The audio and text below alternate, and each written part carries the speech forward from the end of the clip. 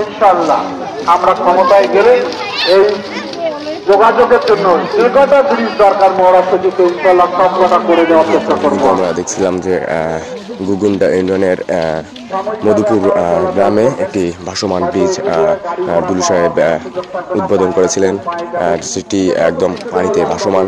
ড্রাম্পের উপরে অনেকগুলো রশি রয়েছে, আপনারা দেখতে পাচ্ছেন রশিগুলো দেখতে অনেকটা সুন্দর ব্রিজটি।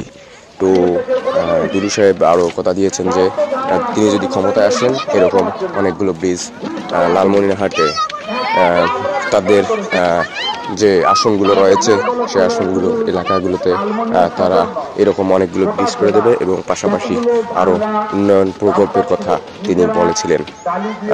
আমরা ইতিমধ্যে দেখতেছি ব্রিজটি অনেক সুন্দর এবং অনেক যাত্রী পারাপার করতে আসছে যাচ্ছে এবং অনেকে ছবি তুলতে ব্যস্ত ব্রিজে।